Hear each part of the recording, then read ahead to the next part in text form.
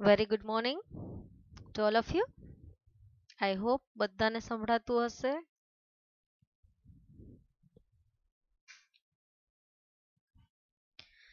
So, without wasting our time, let us start our point જ્યાં આપણે pose કર્યું હતું, right? So the point is elements of an audit, right? The places where you have to check out કે ભાઈ કઈ જગ્યાએ આપણે ધ્યાન આપવાનું છે અથવા તો કઈ જગ્યાએ આપણે કોઈ મિસ્ટેક થઈ ગઈ છે તો એ ફરી પાછી રિવ્યુ કરવાની છે. That are some places અથવા તો અમુક એવા points, that is elements of audit. I think that is 17 to 20 points available. તમે તમારી જાતે વિચારીને પોઈન્ટ્સ લખી શકો એવું જરૂરી નથી. આપણે ગઈકાલે પણ વાત કરી હતી કે એવું એક્ઝેક્ટલી લખવું એમાં આપ્યું હોય એવું જરૂરી નથી. તમારે ખાલી પોઈન્ટ્સ યાદ રાખવા હોય તો તમે યાદ રાખી શકો કે આટલી આટલી જગ્યાએ આપણે રિવ્યુ કરવાનું છે, આટલી આટલી જગ્યાએ આપણે જોવાનું છે કે કઈ જગ્યાએ આપણે મિસ્ટેક થઈ શકે છે અથવા તો ના થવી જોઈએ. તો એ બધી પોઈન્ટ્સ છે એનું આખું લિસ્ટ આપેલું છે. એમાં ટેકનિકલ પણ આવી જાય છે, સ્ટ્રક્ચરલ પણ આવી જાય છે, ઘણી બધી વસ્તુ આવે છે એની અંદર. સો ગઈકાલે જે 10 પોઈન્ટ કર્યા હતા આપણે એ 10 પોઈન્ટ પછી 11th પોઈન્ટ આપણે સ્ટાર્ટ કરીએ છીએ and I am going to share my screen with you.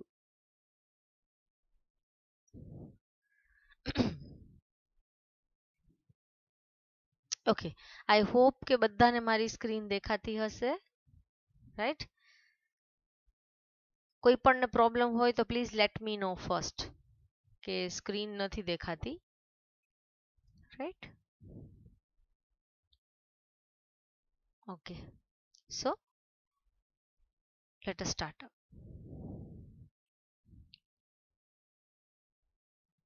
Okay, હવે 10 પોઈન્ટ આપણે જે કર્યા હતા એ પછી રિકોલ કરવા હોય તો આપણે કરી લેશું અથવા તો કોઈને ડાઉટ હોય તો મને પૂછી શકે. પછી આપણે પોઈન્ટ્સ કમ્પ્લીટ કરી દઈએ એના પછી, રાઈટ? ઓકે,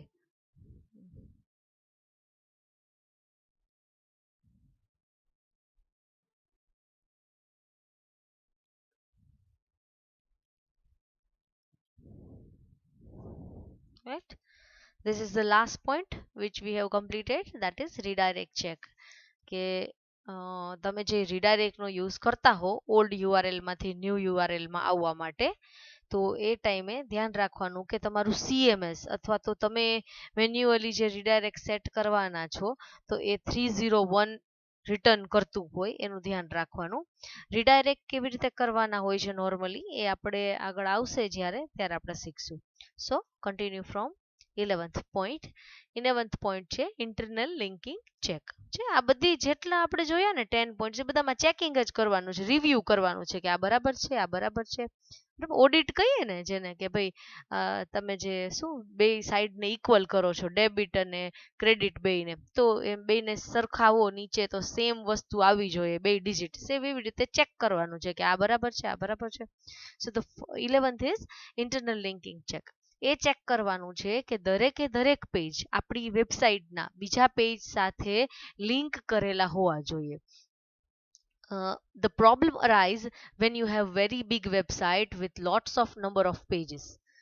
જ્યારે નંબર ઓફ પેજીસ વધારે હોય ત્યારે થોડીક આ વસ્તુમાં ઇશ્યુ સ્ટાર્ટ થાય છે, પણ એને સોલ્વ કરવા માટે you can use your proper site architecture and your hierarchy. તમે જો પ્રોપરલી હાયરાર્કી યુઝ કરેલી હશે અથવા તો એનું કેટેગરાઇઝેશન પ્રોપરલી કરેલું હશે, જેવી રીતે આપણે ઈ કોમર્સ વેબસાઇટમાં જોતા હોઈએ છીએ એવી રીતે, તો તમને ઇન્ટરનલ લિંકિંગનો નોર્મલી પ્રોબ્લેમ થતો નથી. Look four pages that have access link. ખાસ ચેક કરવાનું છે કે કોઈ પેજમાં બહુ વધારે પડતી લિંક નથી મુકાઈ ગઈ ને. ધો ગૂગલ એડવાઇઝ 100 લિંક્સ પર પેજ એઝ અ મેક્સિમમ. એક પેજમાં તમે 100 પેજીસની લિંક મૂકી શકો, 100 લિંક્સ, બરાબર? એનાથી વધારે નથી મૂકી શકાતી એવું ગૂગલ કે છે નોર્મલી. અને આ જે અત્યારે ફિગર છે ને એ પણ ચેન્જ થઈ ગયું છે, 100 થી વધારે તમે મૂકી શકો છો, but it is wise decision to take a proper hierarchy. જો બને ત્યાં સુધી તમે એવી રીતે સ્ટ્રક્ચર ક્રિએટ કરો કે તમારે કોઈ પણ પેજમાં જવા માટે 3 વાર કે 4 વાર ક્લિક કરો એટલે આવી જાય છે, બરાબર. તો 100 લિંક પણ ના આપવી પડે, એવી રીતે સ્ટ્રક્ચર બનાવો તો it is very useful.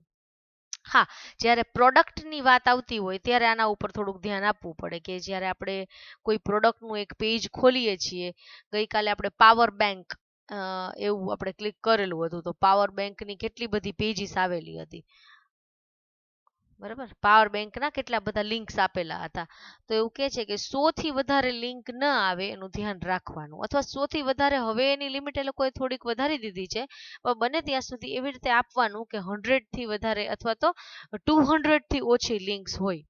Google use good use of anchor text on its internal link. એ તો આપણને ખબર જ છે, જે પેજમાંથી તમારે બીજા પેજમાં જવાનું છે, જે પેજમાં જવાનું છે આપણે ડેસ્ટિનેશન પેજમાં, એ પેજ માટે પ્રોપર એન્કર ટેક્સ્ટ વાપરો. એન્કર ટેક્સ્ટ એટલે કીવર્ડ, બરાબર. આપણે જવું છે જે પેજમાં, એ પેજમાં તમે નેક્સ્ટ કે પ્રીવિયસ લખવાની બદલે જો તમે એવું લખો કે ભાઈ reconnect power bank with 6500 mAh battery, તો આ વસ્તુ હોય તો યુઝરને, કોઈ પણ યુઝરને, કસ્ટમરને ખ્યાલ આવે કે ભાઈ આ પેજમાં આપણને આની ડિટેલ જોવા મળશે. દેટ ઇઝ એન્કર ટેક્સ્ટ, બરાબર. એટલે એન્કર ટેક્સ્ટ એટલે ઇમ્પોર્ટન્ટ છે, નહીં તો બધામાં 1 2 3 4 5 6 લખી નાખે તો શું પ્રોબ્લેમ થાય, ફટાફટ લખાઈ જાય, બરાબર. પણ એવું ન કરી શકાય, બને ત્યાં સુધી પ્રોપર એન્કર ટેક્સ્ટ હોય તો એ કીવર્ડ જ કહેવાય છે, અને એ કીવર્ડ છે એ ગમે ત્યારે યુઝરને જોવામાં ખ્યાલ આવશે,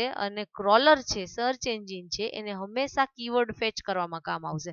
એ તરત જ જોશે કે કઈ કઈ જગ્યાએ આ ઇમ્પોર્ટન્ટ વર્ડ મળ્યો પાવર બેંક નામનો, તો આટલી જગ્યાએ મળ્યો, એટલે જ્યારે ઇન્ડેક્સેશન કરે, ઇન્ડેક્સિંગ કરે, ત્યારે તમારું પેજ અથવા તો જે તે પેજ છે એ ઉપર આવવાના ચાન્સીસ વધારે રહે. તો બને ત્યાં સુધી ઇન્ટરનલ લિંકિંગમાં આનું પણ ધ્યાન રાખવાનું કે તમારા બીજા પેજમાં જે લિંક આપવાના છો તમે, પછી એ ઇનબાઉન્ડ લિંકનું હોય, આઉટબાઉન્ડનું હોય કે ઇન્ટરનલ હોય, ધ્યાન રાખવું જોઈએ કે આપણે પ્રોપર એન્કર ટેક્સ્ટ યુઝ કરીએ. હવે આવે છે અવોઇડન્સ ઓફ અનનેસેસરી સબડોમેન્સ. આ આખો પોઈન્ટ આપણે આગળ આવે છે, આખો કે ડોમેન શું છે, રૂટ ડોમેન કોને કહેવાય, સબડોમેન કોને કહેવાય, ફર્સ્ટ લેવલ ડોમેન કોને કહેવાય, પે લેવલ કોને કહેવાય, સેકન્ડ લેવલ કોને કહેવાય, ઘણા બધા નામ છે, એક જ વસ્તુના 3-4 નામ છે. તો આમાંથી આપણે અત્યારે જોવાનું છે અવોઇડન્સ ઓફ અનનેસેસરી સબડોમેન. હવે સબડોમેન એટલે શું, તો તમે એક્ઝામ્પલ જોઈ શકો, અહીંયા લખેલું છે www.yoursite.com અને અહીંયા લખેલું છે products.yoursite.com. જેમ કે મારી વેબસાઇટનું તમને એવરી ટાઈમ નામ આપું છું, swatilathia.wordpress.com. તો અહીંયા જે મારું નામ આગળ લખાઈને આવે છે એ વર્ડપ્રેસની સાઇટનું ડોમેઇન છે, પણ એને સબડોમેઇન કહેવાય, એ મારું પોતાનું નથી, મેં વર્ડપ્રેસ પાસેથી લીધેલું છે. એવી રીતે જેમ તમે maps.google.com ખોલો છો, અથવા તો ખાલી ગૂગલ મેપ લખો અને જે આવે છે, અત્યારે આપણે જોઈએ, જુઓ આ ગૂગલ મીટ, બરાબર. તો અહીંયા આગળ લખેલું છે meet.google.com, એટલે કે ગૂગલની બાય પ્રોડક્ટ છે, ગૂગલનું એક સબડોમેઇન છે. આની બદલે એ પાછળ અહીંયા ફોલ્ડર, સબ ફોલ્ડર પણ બનાવી શકે. એ નોર્મલી એસઈઓ એવું કહે છે, જે તે ટાઈમના વખતની વાત છે, હવે સબડોમેનનો યુઝ સૌથી વધારે થાય છે અને એના એસઈઓ પણ ચેન્જ થઈ ગયા છે. પણ અત્યારે જે પ્રમાણે પોઈન્ટ આપ્યો છે એ પ્રમાણે બને ત્યાં સુધી સબડોમેનનો યુઝ નહીં કરવાનો. અહીંયા આગળ જે આવે છે ને, તમે કહેશો કેમ, એનું રીઝન શું, તો એનું રીઝન છે ટ્રસ્ટ. સર્ચ એન્જિન છે ને એ જેટલો ટ્રસ્ટ આ ડોમેઇનના નામને આપે છે ને, એટલો એ સબડોમેઇનને નથી આપતું. એને કોઈને કોઈ કારણસર એના ઉપર ટ્રસ્ટ નથી પૂરેપૂરો, એટલે કે વેબસાઇટ છે એમાં આગળ જ્યારે કોઈ વસ્તુ આપણે લખેલી આપીએ, એટલે કે એને સબડોમેઇન કહેવાય, તો એ વસ્તુ છે એ પ્રોપરલી, અથવા તો જેટલી ટ્રસ્ટ આ વેબસાઇટ જેટલી જૂની છે અને એને આપેલું હોય, લિંક જ્યુસ કહીએ ને, લિંક જ્યુસ એટલે ટ્રસ્ટ, બીજી જેટલી વેબસાઇટ આનો રેફરન્સ તરીકે યુઝ કરતી હોય ને આ પર્ટિક્યુલર નામનો, એટલું આનો યુઝ ન થતો હોય, એટલે એનું લિંક જ્યુસ અથવા તો એનો ટ્રસ્ટ છે ડોમેઇનનો, એ આના ઉપર નથી આવતો, સબડોમેઇન ઉપર. તો એટલે એનું કારણ એક જ છે કે જેથી કરીને એ સબડોમેઇન યુઝ કરવાની ના પાડે છે. હવે આના ક્રાઇટેરિયા થોડા અલગ થઈ ગયા છે, એટલે ઘણી બધી વેબસાઇટ છે એ સબ ડોમેનનો યુઝ કરતી હોય છે. એવું નથી કે નથી થતું, ગૂગલ ઇટસેલ્ફ કરે છે આ વસ્તુ. જ્યારે પેલા છે ને ગૂગલના અલગ અલગ આપણે જે જોઈએ છીએ એની અલગ અલગ સબસિડરીઝ, એટલે કે આપણે જીમેલ કહીએ કે આપણે ક્લાસરૂમ કહીએ કે આપણે ગૂગલ પ્રોડક્ટ સર્ચ કહીએ, શોપિંગ કહેવાય છે અને ગૂગલ શોપિંગ કે ટ્રેન્ડ્સ કહીએ, તો આ બધી વસ્તુ માટે પાછળ સબ ફોલ્ડર આપતા એ લોકો. અહીંયા ન લખે, અહીંયા લખેલું હોય www.google.com અને અહીંયા આપેલું હોય શોપિંગ. તો ગૂગલ શોપિંગ માટે હવે એ લોકોએ એને સબડોમેન બનાવી દીધું shop.google.com અથવા product.google.com. સેમ એવી રીતે મેપ છે તો પાછળ અહીંયા ફોલ્ડર બનેલું આવતું મેપ્સનું, તો એની બદલે હવે એ લોકોએ map.google.com કરી નાખ્યું. એટલે ગૂગલ પોતે હવે એવું કહે છે કે you can use this kind of subdomains. એટલે એને હવે જે ઓથોરિટી રિલેટેડ ઇસ્યુ છે ને ટ્રસ્ટ રિલેટેડ એ સોલ્વ થઈ ગયા છે, પણ આપણા પોઈન્ટ પ્રમાણે આપણે રાખવાનું છે, કેમ કે આ હજી જૂના સિલેબસ પ્રમાણે છે. તમારે આના વિશે વધારે જોવું હોય તો તમે ખાલી subdomain trust and link juice એવું લખશો ગૂગલમાં, એટલે ગૂગલ ઓટોમેટિકલી કહેશે કે why you have to use subdomain or why should not. બરાબર, એ બંને વસ્તુ આવે છે. એટલે અત્યારે આપણા પોઈન્ટ પ્રમાણે આપણે આ લેવું પડે એમ છે, એટલે મેં લીધેલું છે. તો so the engines may not apply the full domains trust and link juice weight to subdomain. સબડોમેનને એટલું ટ્રસ્ટ નથી આપતું. ટૂંકમાં એને એવું લાગે છે કે જે ડોમેનની ટ્રસ્ટફુલનેસ છે અથવા ડોમેન જે કંઈ પણ આપણને આપે છે એ આગળ જે સબડોમેન મુકાઈ ગયેલી જે પેજ હોય અથવા એ જે વેબસાઇટ છે અથવા એ પેજ છે એમાં એટલો ટ્રસ્ટ નથી, એટલું કન્ટેન્ટ સારો નથી કે વોટેવર. શું કામ? કેમ કે એને પ્રોપર લિંક જ્યુસ ના મળતું હોય. લિંક જ્યુસ એટલે શું? જો authority to your site via internal or external links. બીજી બધી વેબસાઇટ થ્રુ એને એટલું રિસ્પોન્સ અથવા રેફરન્સ ના મળતો હોય. એટલે આનું નામ આપણે નોર્મલી જો મારે કોઈ પેજનું નામ આપવું હોય અથવા તો કોઈ વેબસાઇટનું નામ આપવું હોય ને, તો હું તરત જ એમ કહીશ www.this.com, એના ઉપર જાજો ને ચેક કરજો. બરાબર, બને ત્યાં સુધી આ સબ ફોલ્ડર હોય ને, સોરી સબ ડોમેન હોય, એનો યુઝ નથી થતો આપણે. એટલે હવે યુઝ થાય છે કેમ કે ટ્રસ્ટના ઇશ્યુઝ છે એ સોલ્વ થઈ ગયા છે. તો as per this point avoid subdomains, unnecessary subdomains બને ત્યાં સુધી એવું યુઝ નહીં કરો જો જરૂર ના હોય તો. બરાબર, જો અહીંયા લખેલું છે ફોલ્ડર, એટલે પેલા એવું થતું કે અહીંયા સ્લેશ કરીને ફોલ્ડર લખેલું આવી જતું. હજી આગળ કહેશે આ લોકો કે બને ત્યાં સુધી આવી રીતે ફોલ્ડરનો યુઝ કરો, પણ હવે એવું જરૂરી નથી કેમ કે ગૂગલ પોતે આપે છે. 13th point is જીઓલોકેશન. જીઓલોકેશનનો મતલબ એવો થાય છે, આપણે આની પહેલા વાત કરી હતી કે તમારું ટાર્ગેટ ઓડિયન્સ છે ને એ ઘણી બધી વસ્તુ ઉપર ડિપેન્ડ કરે છે. આપણે વાત કરીએ એમ જેન્ડર ઓરિએન્ટેડ હોય, પછી એજ ગ્રુપ હોય, પછી એક આવ્યું હતું ઇન્ટરેસ્ટ ઓરિએન્ટેડ હોય, બીજી વસ્તુ હતી કે ટ્રેન્ડ ઓરિએન્ટેડ હોય, અને એક હતું જીઓલોકેશન. જીઓલોકેશન એટલે જો તમને ખબર જ છે કે તમારી વેબસાઇટ પર્ટિક્યુલર કન્ટ્રીના પબ્લિક માટે જ બનાવેલી છે, જેમ કે ઇન્ડિયન પબ્લિક માટે, તો ઇન્ડિયન પબ્લિક માટે બનાવેલી હોય, ઇન્ડિયા કન્ટ્રી માટે, તો એની જે સ્પેસિફિક ગાઈડલાઇન્સ હોય જીઓ ટાર્ગેટિંગની, કન્ટ્રી જીઓ ટાર્ગેટિંગ કરીને એ ગાઈડલાઇન્સની અંદર આપેલું હોય કે કેવી કેવી રીતે તમે તમારી વેબસાઇટના પર્ટિક્યુલર કન્ટેન્ટ ફોલો કરશો કે જેથી કરીને ઇન્ડિયન પબ્લિક જલ્દીથી અને ઇઝીલી તમારા સુધી પહોંચી શકે. બરાબર, એમાં ઘણી બધી વસ્તુ આવી જાય છે, કન્ટેન્ટથી માંડીને અંદર વપરાતા વર્ડ્સ, કીવર્ડ્સ, ફ્રેઝીસ, તમે કેવી રીતે સર્ચ કરો છો, ઇન્ડિયન પીપલની મેન્ટાલિટી શું છે, and lots of thing are there. બરાબર, અને સૌથી મેઇન વસ્તુ આવે છે જીઓ ટાર્ગેટિંગના રૂલ માટે કે તમારી વેબસાઇટ છે .co.in હોવી જોઈએ. બરાબર, કમર્શિયલ છે કે નોન કમર્શિયલ છે, પાછળ .in આવવું જોઈએ, તો ઇઝીલી તમારા સુધી પબ્લિક પહોંચી શકે, Indian public. If you are go for particular country, જો તમને ખબર છે કે મારે સ્પેસિફિક કન્ટ્રી માટે જ ટાર્ગેટ કરવાની છે વેબસાઇટ અથવા તો એના જ પબ્લિકને જોવાના છે, તો તમારે ધ્યાન રાખવાનું કે એના જેટલા ગાઈડલાઇન્સ છે એ ફોલો થઈ શકે. આપણે આ જીઓ ટાર્ગેટિંગ છે ને એ હવે આના પછીના યુનિટમાં જોવાનું છે, એમાં આવશે. આના બધા પોઈન્ટ્સમાંથી મેજોરિટી આપણે જેમ જેમ ધીમે ધીમે આવશું ને એમાં બધા પોઈન્ટ્સનું થોડુંક થોડુંક ડિસ્ક્રિપ્શન આવતું જશે. The 14th one is external linkings. External linkings આપણે યાદ કરીએ, external linking એટલે શું? તો કે external linking એટલે બીજી વેબસાઇટમાંથી મારી વેબસાઇટમાં આવતી લિંક, મને જે બીજી વેબસાઇટે પોતાના પેજમાં આપણી વેબસાઇટની નામ આપી હોય એ રેફરન્સ તરીકે એક્સટર્નલ કહેવાય, અથવા તો હું મારી વેબસાઇટમાં બીજી વેબસાઇટનું નામ આપું એને પણ એક્સટર્નલ કહેવાય. પણ આપણે એની વાત કરી હતી કે તમે જ્યારે ઇન્ટરનલ લિંકિંગ આપો ત્યારે એનો યુઝ કરવાનો છે પ્રોપર એન્કર ટેક્સ્ટનો, એટલે એ વાત થઈ ગઈ. અહીંયા વાત કરે છે check for the inbound links to the site. વેબસાઇટની અંદર આવતી લિંક્સ છે એને ચેક કરો તમે. હવે નોર્મલી આનો ડેટા છે ને એ ઘણા બધા બેક લિંકિંગ ટૂલ્સ હોય છે અલગ અલગ ટાઈપના, જેમ કે લિંકસ્કેપ છે, પછી યાહૂનું એક ટૂલ છે જે નોર્મલી અત્યારે આ બેકલિંક માટે યુઝ નથી થતું પણ એનો પર્પઝ ચેન્જ થઈ ગયો છે.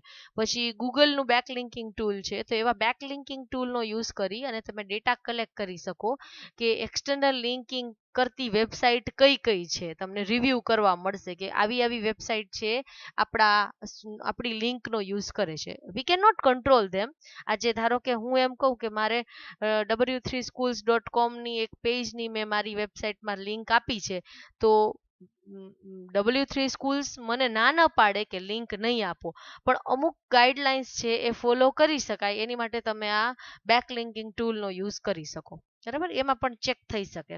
અને અમુક જે ટૂલ્સ હોય એ જ્યારે તમે ડોમેન કે સર્વર સ્પેસ પરચેસ કરતા હો ને હોસ્ટિંગ માટે પ્લેટફોર્મ, ત્યારે તમને આપતા હોય છે ફ્રી ટૂલ. કીવર્ડ રિસર્ચ કરી શકાય, પછી આ લિંક ચેક થઈ શકે, સ્ટેટિસ્ટિક ટૂલ કહેવાય એને. આપણે એટલે જ હું વર્ડપ્રેસની વેબસાઇટ બનાવેલી છે મેં કે એમાં ને એમાં આપણે ચેક કરી શકીએ. ધો એમાં ઘણી બધી ફેસિલિટી નથી, પણ જે મેઇન ફેસિલિટીઝ હોવી જોઈએ કોમન એ છે. એ આપણે આવશે ને ત્યારે બતાવીશ તમને હું.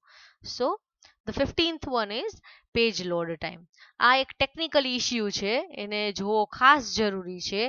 એવો ઇશ્યુ કે આપણે આની પહેલા પણ વાત કરી હતી સ્ટ્રક્ચરલ ડિસિઝન્સમાં કે ટેકનોલોજી ડિસિઝન્સમાં, કે બને ત્યાં સુધી આપણા વેબસાઇટ ઓરિએન્ટેડ કે સર્વર ઓરિએન્ટેડ ઇશ્યુ ન થાય એનું ધ્યાન રાખવાનું. If your page is taking too much time to load, then that is a chance કે ક્રોલિંગ અને ઇન્ડેક્સિંગ વેબસાઇટનું ધીમે ધીમે ધીમું થઈ જશે. ધીમું થઈ જશે ઇન ધ સેન્સ ધીમે ધીમે સર્ચ એન્જિન ઓર ક્રોલર તમારા પેજને ક્રોલિંગ કરવાનું ને ઇન્ડેક્સિંગ કરવાનું બંધ કરી દે. કેમ? તો કે એક પેજને લોડ થતા એટલી બધી વાર લાગે છે જેટલી વાર ક્રોલર વેઇટ નથી કરી શકતું. ક્રોલરનો વેઇટિંગ ટાઈમ છે ને એ કંઈક 5 સેકન્ડનો કેમ કંઈક છે. 5 સેકન્ડ સુધી 5 સેકન્ડની અંદર તો એ તરત જ એને પેજ મળી જવું જોઈએ. જો એનાથી વધારે ટાઈમ લાગે ને તો એવું સમજે છે કે આ પુઅર ક્વોલિટીનો પેજ છે. તો હવે લોડિંગ ટાઈમનો જે ક્રાઇટેરિયા છે થોડો ચેન્જ થઈ ગયો છે, બટ સો આ જે પેજ લોડ ટાઈમ છે એ ઇશ્યુ કરે છે. એટલે બને ત્યાં સુધી પેજ છે એ અનનેસેસરી જે તમે કન્ટેનર્સ યુઝ કરતા હો, તો તમને ખબર છે ASP.NETમાં આવી ઘણી બધી વખત થાય છે કે જ્યારે અમુક ટાઈપના કંટ્રોલ્સ અથવા તો કન્ટેનર્સનો યુઝ કરો ને તો લોડિંગ ટાઈમ બહુ વધી જાય. તો બને ત્યાં સુધી જેની જરૂર હોય ને એવી જ વસ્તુ યુઝ કરવાની, તો એનાથી પોસિબિલિટી વધે કે ક્રોલિંગ છે ક્યારેય ઓછું ન થાય. બરાબર, this is one of the technological issue you can say. 16th છે ઇમેજ ALT ટેગ્સ. આ એક જોવાનું છે. શું છે આપણને ખ્યાલ છે, અલ્ટરનેટિવ એકચ્યુઅલી ટેગ નથી કહેવાતું, એટ્રીબ્યુટ છે, પણ છતાંય ઇમેજ છે એટલે ટેગ લખેલું છે. ઇમેજ ALT ટેગ મીન્સ જ્યારે તમારી વેબસાઇટમાં જેટલા પણ ઇમેજીસ મૂકો છો તમે, make sure that you have used proper ALT keyword or ALT attribute. દરેક ઇમેજમાં ALT મૂકેલી હોય અને એની અંદર સારી વ્યવસ્થિત રીતે ડિસ્ક્રિપ્ટિવ ફોર્મેટમાં તમે અંદર ડિસ્ક્રિપ્શન આપેલું હોય કે vote the image is about. તમારી ઇમેજ છે એ કેના વિશે છે. બરાબર, આની પહેલા આપણે વાત કરી હતી કે ALT તો એટલી સરસ રીતે લખી શકાય કે આંખવાળી વ્યક્તિ હોય એ વાંચે ને તોય એને સમજાઈ જાય ઇમેજ લોડ કર્યા વગર કે okay this image is about so and so thing. તો ટ્રાય કે આપણે ALT એટ્રીબ્યુટ છે દરેક જગ્યાએ મૂક્યો હોય અને એમની અંદર 1 2 3 કે ઇમેજ 1 2 3 આવું લખવાની બદલે ઇમેજ જેના વિશે છે અથવા તો જેટલું સરસ રીતે ઇમેજ કેપ્ચર કરેલું છે એવી જ સરસ રીતે તમે લખી શકો. isn't it? જો આનું એક સરસ એક્ઝામ્પલ આપું. તમે સ્કૂલમાં હતા ને ત્યારે ઘણી બધી હિન્દી કે ઇંગ્લિશ કે ગુજરાતીમાં પિક્ચર ઉપરથી સ્ટોરી બનાવવાનું આવતું. 4 કે 5 પિક્ચર આપેલા હોય, એ પિક્ચર ઉપરથી તમારે આખી સ્ટોરી બનાવવાની હોય 100 કે 200 વર્ડ્સની. તો આપણે કેટલું બધું વિચારતા કે આ પિક્ચરનાથી આવું કહેવા માંગે છે, આમ કરે છે, આમ કરે છે, આમ કરે છે, અને ફાઇનલી તમે કન્ક્લુઝન પણ લખતા સાર એનો આખો.